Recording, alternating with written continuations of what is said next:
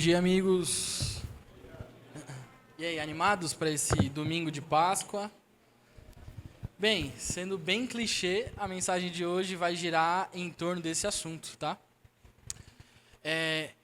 Quem aqui, nessa semana, foi bombardeado pelos maravilhosos posts do Movimento Basileia no Instagram? Acho que conseguiu refletir minimamente do que é a Páscoa. Símbolos, aspectos, a beleza de Jesus em meio a tudo isso. E aí, quando nós estávamos aqui no culto do Integra com jovens, houveram sugestões para a ministração dessa palavra. E aí o pessoal falou, cara, para o domingo de Páscoa, por que a gente não ministrar sobre a ressurreição? E aí eu comecei desafiador, porque eu até então não tinha meditado nessa palavra, nessa mensagem. E aí eu comecei desde então a pesquisar, a conversar com o Gá. E o Senhor foi ministrando meu coração e trazendo essa mensagem para compartilhar com vocês hoje. Assim, prometo não ser cansativo e se eu usar algum termo, alguma palavra que vocês não conheçam, ao final do culto, me procurem, tirem dúvidas, não saiam daqui com dúvidas, questionem. Outro anúncio muito importante para essa ministração. Acompanhem na Bíblia, sejam bereanos, acompanhem versículo a versículo, para que vocês possam entender categoricamente o que a palavra de Deus está falando, porque é uma mensagem poderosa através da palavra. Então, iniciando a ministração, eu vou fazer uma pequena apresentação do que é a Páscoa, tá? A Páscoa, ou Pêssar, possui um significado muito profundo, conforme Êxodo 12. Nós vemos a instituição da Páscoa por Deus. Ou seja, ano após ano, os israelitas deveriam celebrar conforme instruído por Moisés. Então, se vocês lerem na Bíblia de vocês, Êxodo capítulo 12, vocês verão a descrição dada por Deus, através de Moisés, sobre como era a Páscoa, o efeito que aconteceria, o sinal miraculoso através da Páscoa. Então, vocês podem tomar nota e depois lerem com mais calma Êxodo capítulo 12. Páscoa, ou Pêssar em original grego, significa passar por cima. Nessa mensagem, nessa passagem memorável da Bíblia, nós vemos o cuidado de Deus e uma mensagem profética. Nesse episódio, vemos a preservação dos filhos de Israel, cujas portas haviam sido marcadas pelo sangue do Cordeiro Pascal. Então, lá em Êxodo 12, vocês verão que Deus fala através de Moisés que o anjo passaria e todos aqueles que tivessem a marca do sangue nos umbrais da porta, o anjo não entraria na casa, ou seja, os primogênitos seriam preservados. Quem não tivesse, infelizmente, sofreria os danos da palavra de Deus. Então, quando a gente olha para isso, nós vemos que a Páscoa do Antigo Testamento, como ela é revelada, é uma sombra daquilo que viria a acontecer no Novo Testamento. Então, na plenitude dos tempos, se vocês também quiserem tomar nota, em Gálatas 4:4, vai dizer Paulo, na plenitude dos tempos nasceu Jesus. E aí nós vemos que o projeto de Deus, desde antes da fundação do mundo, era revelar a libertação e há uma promessa de redenção, desde Gênesis 3:15. E a promessa vai dizer que esse novo êxodo acontece a partir da obra de Jesus. Então, toda a obra de Jesus, a encarnação, a crucificação, a morte e a ressurreição, fazem parte do plano redentivo de Deus. Então, o novo êxodo a partir de Jesus é a mensagem poderosa que não nos liberta mais do Egito, mas nos liberta da escravidão. Então, quem está aqui e de alguma forma se sente escravizado pelo pecado, se sente escravizado por qualquer outra coisa que vai te atormentar, que rouba a tua paz, deixa eu te anunciar uma boa nova nessa manhã. Você, pela obra de Cristo na cruz, foi liberto. Esse novo êxodo acontece a partir do momento que nós cremos que Jesus é o nosso Salvador pessoal. E essa é a mensagem da Páscoa. Nós éramos escravos do pecado, da morte, aguardávamos somente a ira de Deus, mas o novo êxodo, a partir da obra de Jesus, revela que você, nós, somos livres em Jesus. Essa é a mensagem mais poderosa que a Páscoa pode nos apresentar. Então, dado isso, essa apresentação, hoje, à luz dos relatos de Lucas e 1 Coríntios, nós vamos meditar nessa vitória que mudou tudo. A vitória da vida sobre a morte. A ressurreição de Cristo não é apenas um evento na história, é a razão da nossa fé, esperança e missão. E a gente vai, aí você pode projetar, Pam, por favor, Lucas capítulo 23, a partir do versículo 50. Nós vamos ler esse texto introdutório, Lucas 23, versículo 50 até o 56. Quem encontrou, diz, eu amo a Bíblia. Quem não encontrou, diga, eu também. Maravilha, vamos amar a palavra de Deus. Lucas 23, o texto introdutório diz assim: havia um homem chamado José, membro do conselho, homem bom e justo, que não tinha consentido na decisão e no procedimento dos outros. Ele era da cidade de Arimateia, na Judéia, e esperava o reino de Deus. Dirigindo-se a Pilatos, após a morte de Jesus, obviamente, pediu o corpo de Jesus. Então desceu, envolveu-o no lençol de linho e o colocou num sepulcro, cavado na rocha, no qual ninguém ainda fora colocado. Era o dia da preparação e estava para começar o sábado. As mulheres que haviam acompanhado Jesus desde a Galiléia seguiram José e viram o sepulcro e como o corpo de Jesus fora colocado nele. Então, foram para casa e prepararam perfumes e especiarias aromáticas e descansaram no sábado em obediência ao mandamento. Bora lá. Pontos importantes aqui, meus amados. Nós precisamos aqui, a partir desse texto, identificar que José de Arimateia, ele esperava o reino de Deus. Então, o primeiro anúncio dessa palavra é que naquele contexto de Jesus, embora José de Arimateia ser alguém que pertencia ao conselho, ele não consentiu com aquilo que fizeram com Jesus. Muito pelo contrário, ele foi contra, se posicionou, e tão zeloso quanto era, pediu o corpo de Jesus para ser colocado com todo o capricho e cuidado num túmulo cavado na rocha. Então, o primeiro ponto que nós temos que olhar aqui é que em meio a pessoas ruins, num ambiente onde se degrada-se os bons costumes, onde pessoas são corruptas, mentirosas, existem pessoas que aguardam o reino de Deus. Então, a primeira mensagem que eu gostaria de frisar para vocês aqui é que vocês tenham esse sentimento de serem pessoas que aguardam o reino de Deus, que têm o coração em chamas para a glória de Jesus, que aguardam a providência divina na sua volta. Outro ponto muito importante é enfatizar o preparo do corpo de Jesus com lençóis. O sepulcro na rocha não foi usado, isso está escrito em Isaías 53, 9. Então, mais para frente eu vou desdobrar nesse ponto, mas eu gostaria de chamar a atenção de vocês que Jesus tinha morrido. E ele, através dos seus amigos, de seus companheiros, foi preparado o seu corpo para ele ser sepultado e o sim foi feito. Então nós vemos que Jesus de fato morreu. E ele teve o seu corpo envolto de lençóis. Havia todo um capricho, todo um cuidado. E eu vou desdobrar isso mais para frente. Outro ponto importante é as mulheres terem tido o coração sincero e zeloso. Mas, amigos, tem um ponto que me chama a atenção. Ainda assim, o coração delas tinha duas opções.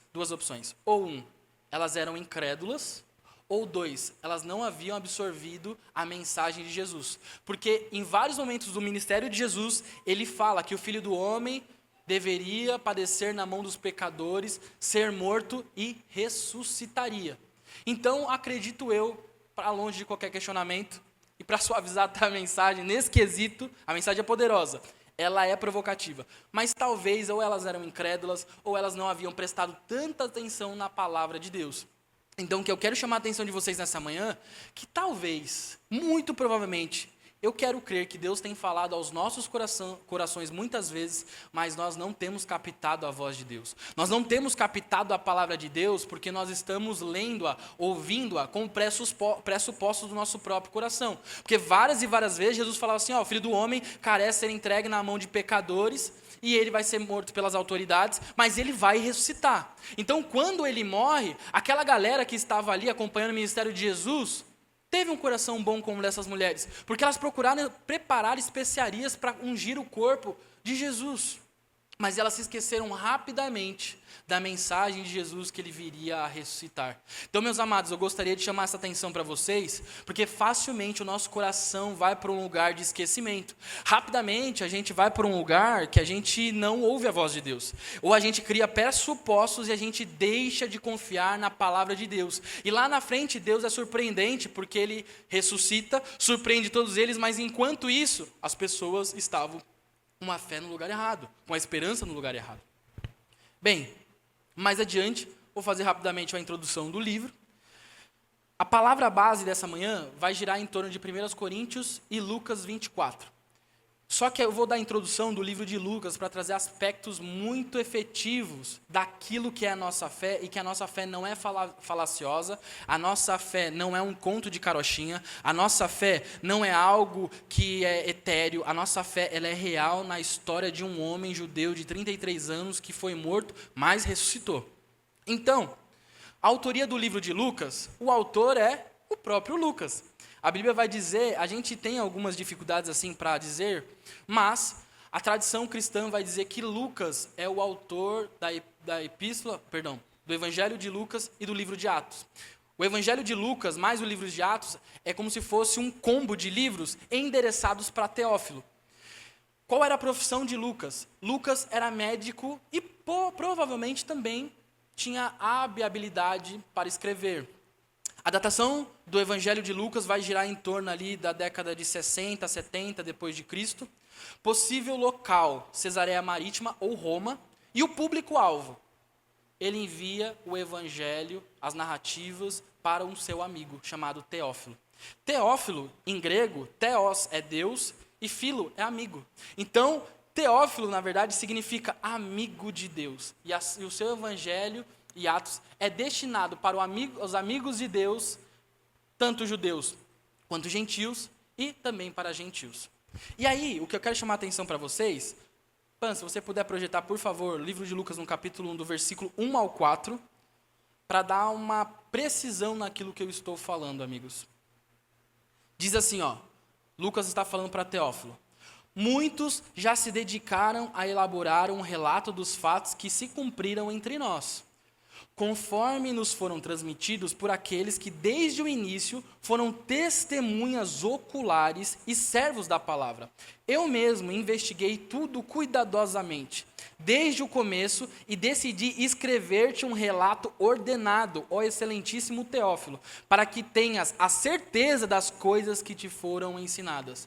Meus amados, eu quis chamar a atenção para vocês do que Lucas fala para Teófilo, porque a nossa fé, ela é ordenada. A nossa fé, ela é sistematizada naquilo que Jesus fez.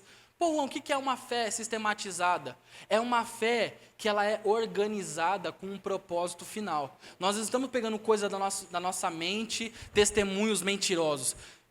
Lucas está falando para Teófilo que tudo aquilo que vai ser relatado no livro dele é porque ele fez uma investigação profunda, minuciosa.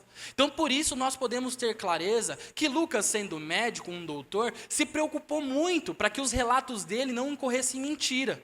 Então, eu quero chamar a atenção para você porque ele fez, na verdade, um grande estudo para trazer a palavra de Jesus e revelar a sua vontade. Então, o que nós falaremos aqui a respeito da ressurreição, Lucas investigou minuciosamente para trazer para nós. Bem, meus amados, vou entrar aqui agora na ressurreição.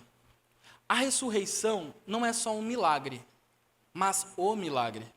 A ressurreição, assim como a cruz, são acontecimentos centrais da fé. A ressurreição precisou ser defendida, porque rapidamente uma mentira e heresia começou a nascer na igreja primitiva, como, primeiro, docetismo, segundo, gnosticismo ou proto-gnosticismo. O que são essas duas coisas? O docetismo ensinava que Jesus não tinha um corpo físico. Na verdade, parecia ter um. Logo, não poderia ter morrido, muito menos ressuscitado, conforme revela a segunda epístola de João, capítulo 1, versículo 7. O gnosticismo ou proto-gnosticismo, por sua vez, Era uma mistura das crenças filosóficas com o cristianismo. Eles acreditavam que o espírito era bom e o corpo mal. Então, na perspectiva deles, Jesus não podia ter assumido um corpo como o nosso. Logo, não poderia encarnar, morrer e ressuscitar. Eles propunham uma ressurreição espiritual ou simbólica. Vocês vão ver uma exortação de Paulo em 2 Timóteo, capítulo 2, versículo 17 e 18. Mas eu quero enfatizar para vocês aqui algo que é verdade. Assim como esses hereges mentirosos começaram a perverter a fé cristã e começaram a demover aqueles... Então percebam que lá atrás as mulheres haviam esquecido da palavra de Jesus quanto à sua ressurreição. E aqui mais para frente a gente vê uma heresia se instalando no seio da igreja. E se a gente não se preocupar com a palavra de Deus, rapidamente a gente vê na palavra que o nosso coração é disperso, foge da presença de Deus. E se não fosse a intervenção divina do Espírito Santo, a igreja teria grandes problemas se essas heresias tivessem se de fato instalado no seio da igreja. Então eu quero chamar a atenção de vocês para uma verdade. Jesus ressuscitou em um corpo físico e real. Gravem isso. Se vocês esquecerem posteriormente do que é docetismo, ou gnosticismo, ou o raio que é, eu quero que vocês gravem. Jesus ressuscitou num corpo físico e real. Bem, Paulo, por sua vez, combate essas heresias ou sombras delas com o evangelho, como podemos ver claramente em 1 Coríntios capítulo 15. Nós leremos, e aí eu peço que vocês acompanhem a leitura, porque agora a gente está entrando de fato no texto base, e a gente vai agora trabalhar a mensagem. Então tudo isso que eu falei anteriormente foi uma introdução para que vocês pudessem mergulhar nesse rio cultural, nesse caldo cultural que a palavra está nos apresentando. Então a palavra diz assim, 1 Coríntios capítulo 15, nós lemos o versículo 1 até o versículo 20. 1 Coríntios capítulo 15, Paulo vai dizer assim: Irmãos, quero lembrar-lhes o evangelho que lhes preguei, o qual vocês receberam e no qual estão firmes. Por meio deste evangelho vocês são salvos, desde que se apeguem firmemente à palavra que lhes preguei. Caso contrário, vocês teriam crido em vão. Pois o que primariamente lhe transmiti foi o que recebi, que Cristo morreu pelos nossos pecados segundo as Escrituras. Foi sepultado e ressuscitou ao terceiro dia, segundo as Escrituras. E apareceu a Pedro e depois aos 12. Depois disso, apareceu a mais de 500 irmãos de uma só vez, a maioria dos quais ainda vive, embora alguns já tenham morrido ou dormido. Depois apareceu a Tiago, e então a todos os apóstolos. Depois destes, apareceu também a mim, como a um que nasceu fora de tempo, pois sou o menor dos apóstolos e nem sequer mereço ser chamado de apóstolo, pois persegui a igreja de Deus. Ora, se está sendo pregado que Cristo ressuscitou dentre os mortos, como alguns de vocês estão dizendo que não existe ressurreição dos mortos? Se não há ressurreição dos mortos, então nem mesmo Cristo ressuscitou. Perceba agora o trocadilho de palavras de Paulo para vocês não se perderem na palavra dele. Ele vai dizer assim: se não há ressurreição dos mortos, como vocês estão dizendo, então nem Cristo ressuscitou. E se é que Cristo não ressuscitou, é inútil a nossa pregação, como também é inútil a fé que vocês têm.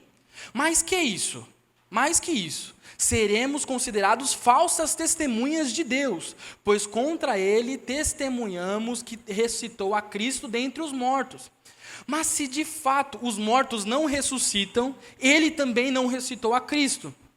Pois se os mortos não ressuscitam, nem mesmo Cristo ressuscitou. E se Cristo não ressuscitou, inútil é a fé que vocês têm e ainda estão em seus pecados. Neste caso, também os que dormiram estão perdidos em Cristo. De novo, neste caso, também os que morreram em Cristo estão perdidos. Se é somente para esta vida que temos esperança em Cristo, dentre todos os homens, somos os mais dignos de compaixão. Mas, de fato, Cristo ressuscitou dentre os mortos, sendo as primícias dentre aqueles que dormiram. Feche seus olhos e vamos orar. Pai, nessa manhã nós clamamos a Ti para que o nosso coração seja aberto, para que os nossos olhos também sejam abertos, para a beleza da Tua palavra, que os nossos ouvidos, Pai, sejam claros e abertos para recepcionar a Tua verdade. Nós aqui nessa manhã meditaremos, como meditamos recorrentemente, que Cristo encarnou, foi crucificado, foi morto, mas ressuscitou, e palavra Tua não volta atrás. Nós acreditamos nas evidências textuais, naquilo que o Senhor tem falado por Lucas, naquilo que o Senhor tem falado por Paulo em 1 Coríntios, e que o nosso coração seja entregue, seja conduzido a um lugar jamais antes visto. Se há algum dos meus irmãos que não creem na ressurreição, eu peço para que nessa manhã eu seja a voz de Deus para que eles possam conceber essa fé poderosa, salvífica e genuína, para os conduzir à salvação. Nós cremos que Cristo ressuscitou, e Ele é a nossa esperança. Pai, que eu não seja pedra de tropeço para nenhum deles, mas que o Seu nome em tudo seja glorificado, em nome de Jesus. Bem, depois de toda essa história, chegamos no texto base. E o texto base vai girar em torno agora de Lucas 24, nós trabalharemos dos versos 1 ao 12 e do 36 ao 49. Meus amados, chamando a atenção de vocês mais uma vez, voltando em Lucas 23, nós vemos que as mulheres foram cuidadosas em ver onde o corpo de Jesus tinha sido sepultado. Elas prepararam especiarias para ungir o corpo do Senhor. Olha que capricho, que detalhe, que coração submisso. E quando nós vemos isso, agora quando nós vamos entrar em Lucas 24, eu precisei dar esse contexto de Lucas 23, para que a gente pudesse entender o que estava acontecendo e vocês não serem pegos de surpresa. Então, eu quero entrar de fato num trecho que pode impactar o nosso coração. E a primeira mensagem de Lucas 24 é: o túmulo vazio é a primeira notícia do novo êxodo. Vou repetir. O túmulo vazio é a primeira notícia do novo êxodo. Lucas 24, pode projetar, por favor, Pã? Do versículo 1 ao 3, nós leremos essa boa notícia. Nós vemos que as mulheres foram caprichosas e zelosas, embora elas não tenham compreendido toda a palavra de Jesus, mas mesmo assim elas desejavam estar perto do noivo. Então, quando nós vemos em Lucas 24, no versículo 1, diz assim: no primeiro dia da semana, de manhã cedo, as mulheres tomaram as especiarias aromáticas que haviam preparado e foram ao sepulcro. Encontraram removida a pedra do sepulcro, mas quando entraram, não encontraram o corpo do Senhor Jesus. Meus amados, eu gostaria de chamar a atenção para vocês nessa manhã, porque a boa notícia para essa manhã é que o túmulo estava vazio naquela hora da manhã. Embora elas não compreendessem por completo as palavras de Jesus, não importa. Não importa que a gente compreenda 100% as palavras de Jesus, nós estamos num processo de discipulado e no caminho aprenderemos. Mas a boa notícia do Evangelho é que Jesus não estava mais no túmulo, Jesus não estava mais preso na morte, Jesus havia ressuscitado. E o túmulo vazio era um testemunho de espanto para aquelas mulheres e para nós nessa manhã, porque nós vemos que quando elas chegaram lá, uma pedra que girava em torno de 1 a 2 toneladas, tinha sido demovida, tinha sido removida. E quantos de nós, que às vezes tomados por qualquer sombra de pensamento incrédulo, vazio, nós deixamos de ter fé e esperança na palavra de Jesus, e Jesus nos surpreende, assim como surpreendeu aquela mulher naquela manhã. Então a primeira notícia desse novo êxodo é que não existe mais tumba fechada, existe uma tumba aberta. E Cristo Jesus, nosso Salvador, não está mais nela. Então eu quero que vocês guardem no coração e meditem na palavra de Jesus, porque o túmulo está vazio. Segunda boa notícia. A boa notícia é anunciada por anjos. Interessante isso. Eu gostaria de chamar a atenção, e nós agora vamos do versículo 4 até o versículo 8. E eu quero também relembrar vocês que isso não é uma nova mensagem. Porque em Gálatas, Paulo se preocupa dizendo: se descer um anjo do céu e anunciar um novo evangelho, seja ele anátema. Mas aqui nós vemos que os anjos anunciaram a verdade. E eu gostaria de relembrar vocês também que em Lucas, no capítulo 2, do versículo 9 a 17, quando Jesus nasce em Belém, é vista uma carruagem celestial em Belém, E os pastores que estão no campo recebem a boa notícia, dizendo: hoje o Salvador nasceu, glória a Jesus. E os mesmos, provavelmente, não quero dizer, mas anjos também apareceram aqui na tumba e anunciaram as seguintes palavras, conforme Lucas 24, a partir do versículo 4, diz assim: ficaram perplexas, sem saber o que fazer. De repente, 2 homens com roupas que brilhavam, como a luz do sol, colocaram-se ao lado delas. Amedrontadas, as mulheres baixaram o rosto para o chão, e os homens lhe disseram: por que vocês estão procurando entre os mortos aquele que vive?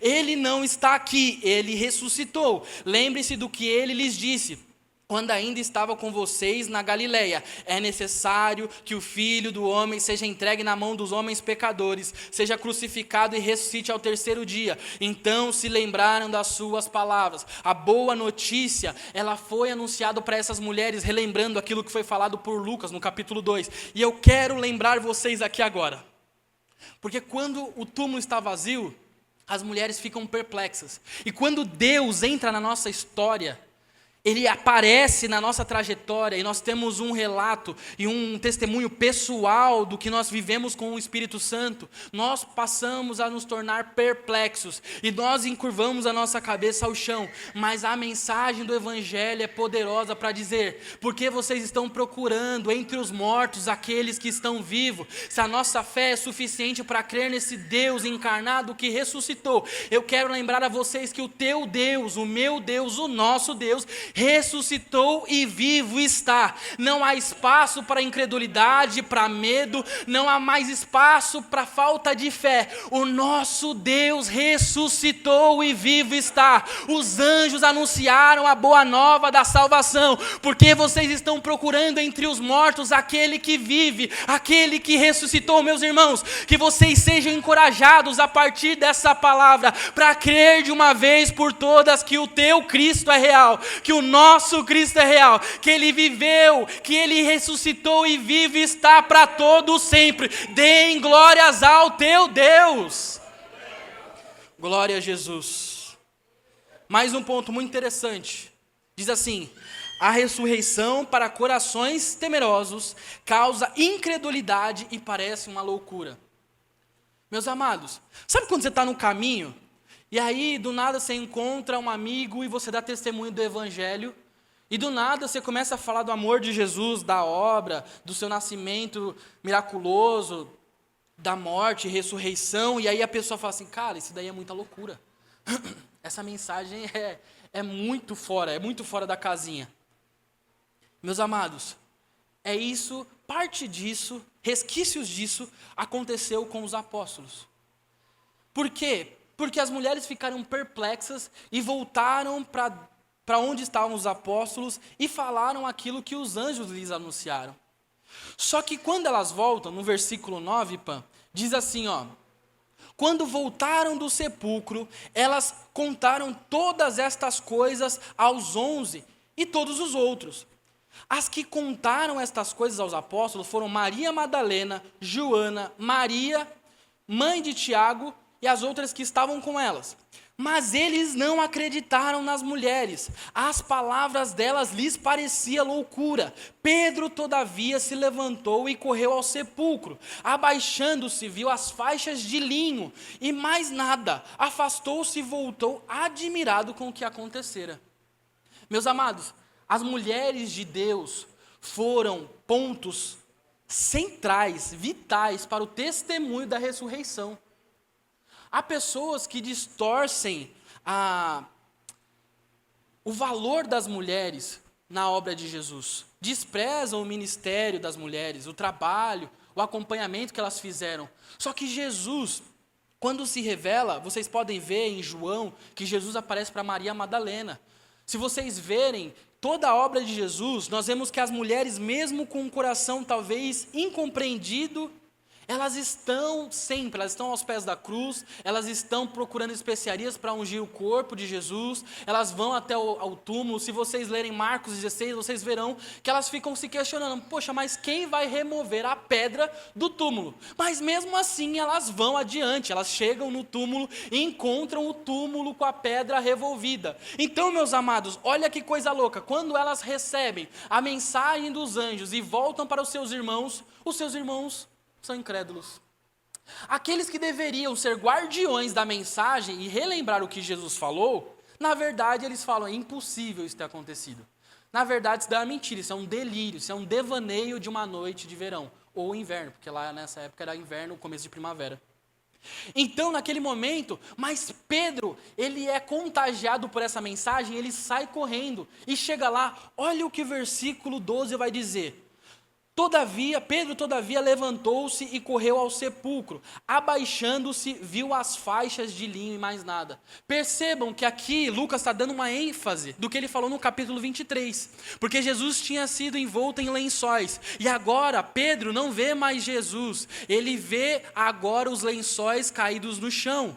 E nós vemos aqui o trabalho de Lucas para mostrar que não foi algo extraordinariamente simples.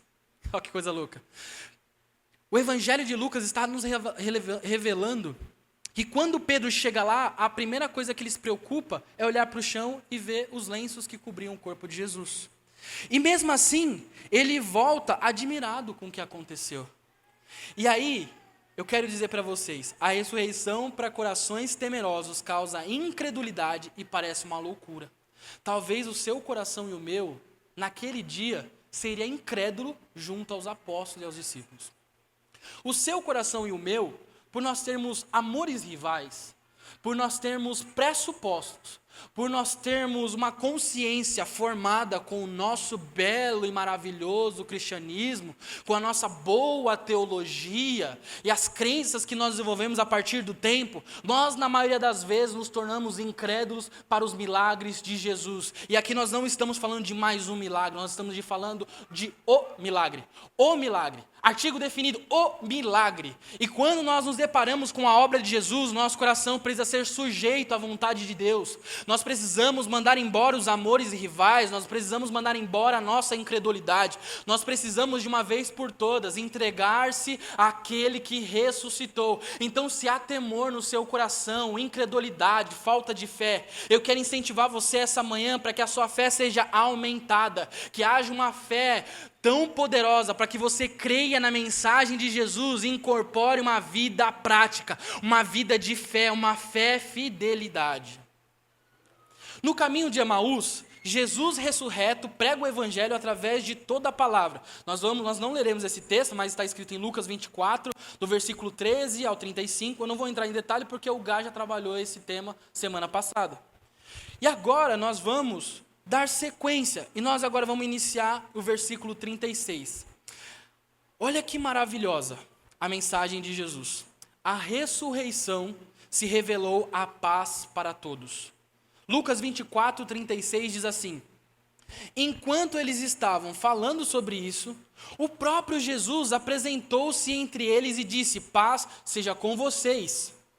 Eles ficaram assustados e com medo, pensando que estavam vendo um espírito. Ele lhes disse: por que vocês estão perturbados? E por que se levantam dúvidas em seu coração? Meus amados, Jesus, quando encontra corações incrédulos, perturbados, Jesus entra no cenáculo e diz: paz seja com vocês.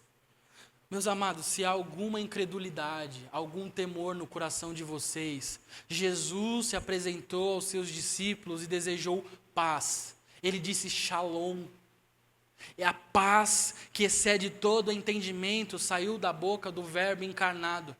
Se há alguma angústia no coração, se há algum medo, se existe alguma coisa que tem roubado a tua paz, que nessa manhã que nós estamos meditando na ressurreição de Jesus, que no cenáculo envolto ao seu coração, enquanto há ansiedade, medo, transtorno de ansiedade, pensamento acelerado, que haja paz da parte de Deus, nosso Pai, que toda a paz que excede o entendimento seja endereçada ao seu coração, e que você viva a paz com Cristo, a paz em Cristo.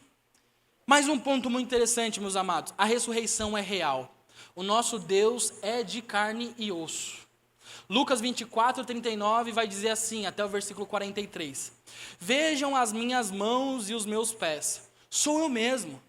Toquem-me e vejam, o espírito não tem carne nem ossos, como vocês estão vendo que eu tenho. Tendo dito isto, mostrou-lhes as mãos e os pés. E por que não creram ainda? Tão cheios estávamos de alegria e de espanto. Eles lhe perguntou, vocês têm aqui algo para comer? Deram-lhe um pedaço de peixe assado e ele comeu na presença deles. Amados, nós vemos que o relato de Lucas, ele é muito minucioso e detalhista. Porque Jesus se apresenta para pessoas que estão com corações temerosos, sofrendo crises de fé, tendo dificuldades para acreditar no testemunho daquelas mulheres, para acreditarem na ressurreição. Jesus entra no cenáculo, deseja a paz, mesmo assim eles ficam atônitos, perplexos, e nós vemos no relato da sua palavra, que Jesus deseja a paz e fala para eles, olha, eu estou vivo, eu tenho carne e ossos, toquem nas minhas chagas, e mais ainda, ele deseja fazer uma refeição com os seus amigos, ele pede aquilo que comer. Meus amados, a evidência textual é muito poderosa, porque em meio ao caos da nossa vida, Jesus deseja fazer uma refeição conosco, e o sentido de fazer uma refeição é muito importante e preponderante para o texto. Porque se é um espírito de verdade, se é um fantasminha, uma fumacinha, não tem como ter fome, não tem como ter sede, não tem como sentar-se para comer, não tem como nada disso acontecer. Mas o nosso Deus, o nosso Cristo, que ressuscitou dentre os mortos, Ele é de carne e osso, Ele é real, Ele é relacional, Ele deseja se relacionar contigo e comigo nessa manhã, e que nós possamos ter os olhos abertos para fazermos uma refeição com Ele, e ter um tempo de intimidade, ter uma intimidade tal, que nós vamos olhar para Ele perplexos e dizer, meu Deus, a paz de Deus que excede todo entendimento entrou no meu coração. Meus amados, a ressurreição é o poder para compreender a palavra de Deus e o poder transformador para que os homens desconhecidos, para que homens desconhecidos que se tornaram discípulos, que se tornaram amigos, agora fossem capacitados e empoderados para serem testemunhas. O que eu quero dizer com isso? Jesus encontra homens desconhecidos, homens que não eram dignos de confiança, transforma-os em discípulos, transforma-os em amigos, e agora eles são empoderados para serem testemunhas. E eu quero trazer ao seu coração uma reflexão. Na jornada cristã que você tem desenvolvido junto ao Pai, em que posição você está? Você ainda é alguém desconhecido para Jesus? Porque se você for alguém desconhecido para Jesus, Mateus 7 revela algo terrível. No último dia, Jesus vai dizer, eu não te conheço. Mas se você é um discípulo, bem, você está na jornada e aprendendo com o Senhor, refletindo na mensagem dele, absorvendo de irmãos mais velhos e maduros aquilo que o Senhor quer revelar a nós. Mas se vocês se tornaram amigos, vocês já partilham de um relacionamento profundo com Cristo. E Ele vai apresentar as suas grandezas a vocês. Mas se vocês são testemunhas, vocês receberão o poder de Deus através da sua palavra, para irem às nações, para irem nas cidades, para irem nos bairros, nos estados, nas nações, para serem testemunhas que Jesus ressuscitou. E que lugar o seu coração está nessa manhã? Eu espero que vocês não estejam num lugar de desconhecido, talvez discípulos, talvez amigos, mas eu quero que nós sejamos empoderados pelo Espírito, para sermos testemunhas, ou simultaneamente tudo isso, eu quero encorajar vocês a conhecerem o Jesus das Escrituras. E agora, lendo a palavra, em Lucas 24, 44, vai dizer assim, e disse-lhes, foi isso que eu lhes falei enquanto ainda estava com vocês. Enquanto nós estamos com Jesus, Ele está falando. Ele está endereçando mensagens ao nosso coração, revelando o seu relacionamento, amizade, discipulado. Então isso que Ele está falando é, Foi isso que eu falei para vocês, enquanto eu ainda estava com vocês. Isso aqui não é novo. Isso aqui é algo que eu já venho falando dia após dia, encontro após encontro, cura após cura. Meus amados, eu tenho falado a vocês, isso não é novo.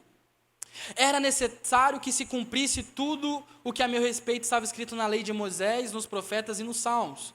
Então lhes abriu o entendimento, para que pudessem compreender as Escrituras. Até esse momento, o coração deles não tinha completa consciência do que Jesus tinha falado, mas nesse momento, quando a palavra de Jesus toca o profundo do íntimo, e eles agora são testemunhas, pessoas que absorveram discipulado, que se tornaram amigos, receberam o esclarecimento da palavra. Meus amados, é na palavra que a gente vai buscar entendimento do Senhor. Não é em revelação particular, não é em palavras somente de conhecimento, ainda que nos abençoe. Não é somente essas coisas, mas é na palavra. É na palavra do Senhor que nós teremos esclarecimento. Que haja uma fome, uma sede por conhecer a palavra de Jesus. Que haja fome e sede para que a gente pare de ser estático e possa ser prático na leitura diária.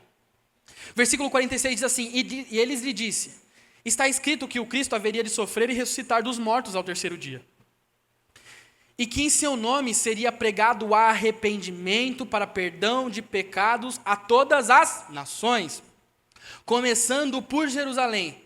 Vocês são testemunhas dessas coisas. Eu lhes envio a promessa de meu Pai, mas fiquem na cidade até serem revestidos do poder do alto.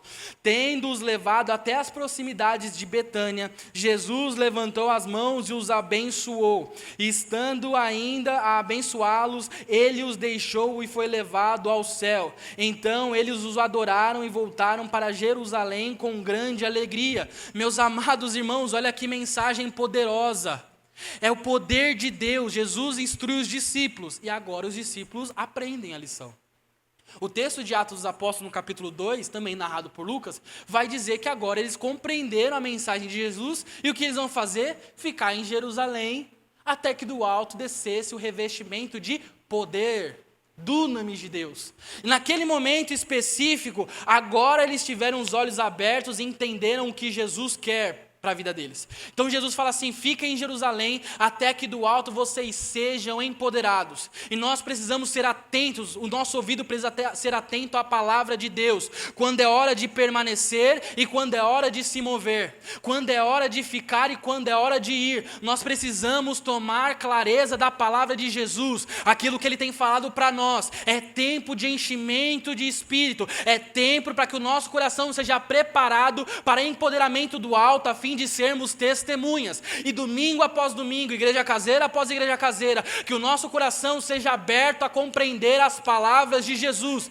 que nós passamos agora a ser ativos na mensagem e não somente passivos na mensagem, que nós possamos ter inconformismo ao ver um pecador e agora pregar a mensagem do arrependimento de pecados para ele. Você e eu, nós nessa manhã estamos sendo relembrados daquilo que Jesus falou através de Lucas no capítulo 24, e que o nosso coração seja sujeito à vontade do Pai, e que nós possamos dia após dia nos apaixonarmos pela palavra de Jesus, pela vida de oração, pela vida relacional, pela vida em comunhão, e através disso famílias serão abençoadas. É essa realidade da ressurreição, meus amigos, é essa realidade da ressurreição, meus amigos, é essa realidade da ressurreição, precisa ser incutida no nosso coração de uma vez por todas, que brade da nossa boca: ele ressuscitou e vive está. Ele ressuscitou. Glória a Jesus. Glória a Deus por isso. Glória a Deus pelas verdades bíblicas. Glória a Deus pelo relacionamento com Jesus. Glória a Deus pela abertura de entendimento dessa consciência cauterizada. Meus amados, nós já estamos caminhando para o final. E eu quero chamar a atenção de vocês. Tem mais 2 pontos que eu quero abordar. A mensagem para essa manhã de domingo é a melhor mensagem que nós poderíamos ter. É a mensagem de que ele ressuscitou e vivo está. Ele foi visto por seus amigos. Ele foi visto por João ao lado de Deus, o Pai. Por isso, assim como Paulo, nos alegramos e nos esperançamos, pois assim como ressuscitou e está no céu, não ficará no céu para sempre. Ele voltará, pois como Paulo testificou.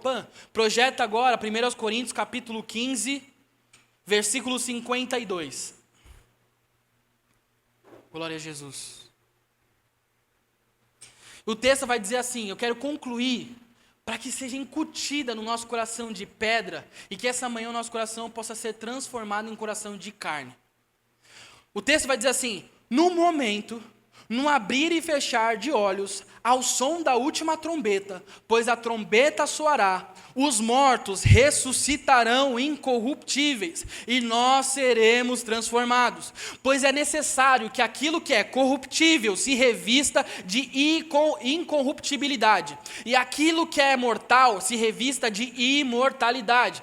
Quando, porém, o que é corruptível se revestir de incorruptibilidade, e o que é mortal de imortalidade, então se cumprirá a palavra que está escrita. Olha esse trecho precisa estar no nosso coração daqui até a gente morrer. Paulo diz assim, a morte foi destruída pela vitória. Onde está, ó morte, a sua vitória? Onde está, ó morte, o seu aguilhão? O aguilhão da morte é o pecado, e a força do pecado é a lei. Mas graças a Deus que nos dá vitória por meio de nosso Senhor Jesus Cristo. Portanto, meus amados irmãos, mantenham-se firmes e que nada os abale, sejam sempre dedicados à obra do Senhor, pois vocês sabem que no Senhor o trabalho de vocês não será inútil. Meus amigos, essa é a conclusão da ressurreição. Onde está, ó morte, a tua vitória? Onde está o teu aguilhão? Aqueles que têm sentimento de orfandade porque perderam pais, vocês no porvir terão a excelência da justiça de Deus na eternidade, e não haverá mais dor por medo do luto. Vocês, meus amigos, que têm medo das enfermidades que vos acometem, não tenha medo, porque Cristo venceu a morte. Vocês que têm medo do porvir, não tenha medo, porque Cristo ressuscitou e a nossa fé está num Deus encarnado. Vocês, meus amigos, que passam por grande tribulação, ela é momentânea, ela é passageira, porque Cristo ressuscitou. Eu quero enfatizar nessa manhã que a glória que há de ser revelada não há de se comparar com aquilo que nós vivemos hoje, pois na obra de Jesus, nosso Salvador, Ele viveu e nós ressuscitaremos junto a eles no porvir. Glória ao Senhor por isso. Glória ao Senhor pela sua palavra que não nos deixa órfãos. Meus amigos, nós infelizmente nessa vida passaremos pela dor do luto, passaremos por enfermidades terríveis, terminais. Nós às vezes saímos de casa e oramos ao Senhor, Pai, me traga de volta, porque eu tenho minha responsabilidade junto à minha esposa, aos meus filhos. Mas que isso não acometa o nosso coração e nos leve para um lugar de incredulidade, de autodependência, mas que nós possamos crer que Jesus ressuscitou e vive está. Essa é a maior mensagem da Páscoa. Essa é a maior mensagem que nós poderíamos ter. O novo êxodo está posto, que nós vivamos um novo e vivo caminho, sem medos, sem máscaras, sem amarras, nada há de se comparar com a glória que há de ser revelada através de Jesus ressurreto. A Bíblia revelou que o Deus encarnado, antes de abençoar os seus discípulos, sobe aos céus. E aqui vai dizer que no abrir e fechar de olhos, no som da última trombeta, nós que temos o corpo mortal, que caímos em pecado, nós que temos um corpo falível, que nós corremos e nós nos encontramos com os nossos ídolos, com nossos pecados de estimação. Esse corpo mortal, por crermos em Jesus, no abrir e fechar de olhos, ao som da última trombeta, será transformado num corpo incorruptível e imortal. Sabe o pecado que eu e você luta? Deixará de existir. Sabe a luta que você passa pelo abandono? Deixará de existir. Sabe aquele sentimento de orfandade? Deixará de existir. Sabe aquele sentimento de culpa que você não consegue se desfazer dele? Deixará de existir. Sabe aquele medo, aquela mágoa, aquela falta de perdão que você não libera, que você libere hoje, mas também deixará de existir no porvir. Amem-se uns aos outros, amem a palavra de Jesus, amem a mensagem da ressurreição. Nós vivemos um novo e vivo caminho. Nós não precisamos mais ser libertos do Egito. Nós não precisamos mais lutar contra a carne ou contra o sangue. Nós não precisamos mais lutar contra governantes, contra principados. Com os principados e potestades nós estabelecemos batalha. Mas nós sabemos que eles influem nessa vida mística que há nessas batalhas celestiais. Mas nós não precisamos mais nos preocupar com a inflação, com a economia, com dinheiro, com tributação. Cara, isso é ínfimo perto da mensagem da ressurreição. Nós temos responsabilidades sociais, sim, é verdade, mas Cristo ressuscitou, e essa mensagem é mais poderosa do que tudo aquilo que nós projetamos. Ela é mais poderosa para o desemprego, ela é mais poderosa para a inflação, ela é mais poderosa pelo dólar alto, ela é mais poderosa porque não tem como se comparar. Não tem como se comparar. Essa glória que foi revelada através da palavra não tem como se comparar, meus amados. E se a gente se move para essas coisas que são amores rivais, que essa manhã seja uma virada de chave, um esclarecimento da palavra de Deus, para que a gente se mova para Jesus. Ele não está morto, ele não está na tumba, ele ressuscitou. Se os músicos já quiserem vir, agora é o último trecho, acho que falei demais, mas nós estamos aqui no trecho final da mensagem de Jesus e eu quero que vocês recobrem a consciência do que o Senhor tem falado. Que o nosso coração se volte ao Senhor nessa manhã. Que o nosso coração seja entregue a um lugar de arrependimento. Essa é a proposta da Páscoa. Nosso Salvador morreu e ressuscitou e vive está. E agora nós precisamos viver um novo e vivo caminho junto ao Senhor. Nós precisamos entregar o nosso coração, nós precisamos ser sujeitos à sua vontade e à sua palavra. Que nós sejamos encorajados nessa manhã. Eu quero trazer 7 aplicações práticas dessa mensagem. Essas 7 aplicações práticas, se vocês esquecerem de tudo aquilo que eu preguei aqui, eu quero que vocês pelo menos anotem ou fixem de alguma forma essas 7 aplicações práticas. A primeira aplicação prática para o nosso coração nessa manhã sobre a mensagem da ressurreição, Jesus nos propõe um novo êxodo, um novo e vivo caminho, uma nova visão de vida, conforme Hebreus 10, versículo 19 e 20. Projeta, por favor, Pan. Hebreus 10, 19 e 20. Vai ser Emaús do Morada, né? Fechou. Glória a Jesus. Hebreus capítulo 10, versículo 19 e 20.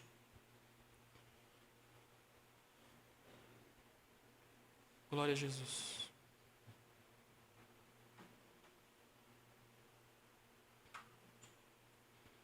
E o texto diz assim: portanto, irmãos, temos plena confiança para entrar no Santo dos Santos, pelo sangue de Jesus, por um novo e vivo caminho que Ele nos abriu por meio do véu, isto é, do seu corpo. Temos, pois, um grande sacerdote sobre a casa de Deus. Sendo assim, aproximemo-nos de Deus com um coração sincero e com plena convicção de fé, tendo os corações aspergidos para purificar de uma consciência culpada e tendo os nossos corpos lavados com água pura. Apeguemo-nos com firmeza à esperança que professamos, pois aquele que prometeu é fiel. Aquele que prometeu é fiel. E consideremo-nos uns aos outros para incentivar-nos ao amor e às boas obras. Não deixemos de nos reunir como igreja, segundo costumes de alguns, mas encorajemo-nos uns aos outros, ainda mais quando vocês veem que se aproxima o grande dia.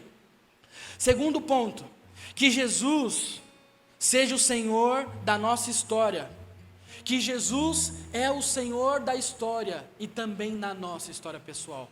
Jesus não tem um propósito individual para você, mas Ele deseja que você faça parte do propósito dEle. Não se trata mais de você, A promessa feita por Jesus não é carro, não é casa, não é mesa farta, não é dinheiro no banco, não é nada disso. A promessa dele é que ele voltará. Ele é Senhor na história e ele é o Senhor da nossa história. Terceiro ponto. Assim como Paulo, diante de heresias, precisamos recorrer às bases sólidas da nossa fé. E não ser levado por todo vento de doutrina, pois Jesus encarnou, foi crucificado, morto e sepultado, mas ele ressuscitou e voltará. Quarto ponto. Agora, a nossa esperança não está nessa vida, mas na vindoura, e ela impacta radicalmente como vivemos hoje. Meus amados, essa confiança de que Cristo não está mais na tumba, que Ele ressuscitou, isso vai impactar radicalmente na vida que você leva hoje. Foi? Na vida que eu e você levamos hoje, é porque Jesus ressuscitou. E se a gente vive uma vida que não é aquém ou além do que a palavra revela, meus amados, você não entendeu nada do Evangelho. Quinto ponto, Jesus traz paz para os corações despedaçados e desesperançados. Ele traz liberdade para cativos. Ele nos traz a certeza de que temos o nosso corpo, que teremos nosso corpo transformado, assim como o dele. Esse corpo mortal, que sofre com diabetes, pressão alta, câncer, Alzheimer, o que for, esse corpo será transformado. Esse corpo, não se desespere, é doloroso, mas não se desesperance. A palavra revela que esse corpo mortal vai ser transformado num corpo imortal. O sétimo ponto diz assim: Cristo nos empoderou a partir da sua obra para que sejamos testemunhas, pessoas impactadas, ansiosas por anunciar como arautos do Evangelho. E a mensagem é essa: Ele ressuscitou, Ele vive e desejamos vê-lo e tocá-lo. Incline seus olhos, vamos orar ao Senhor.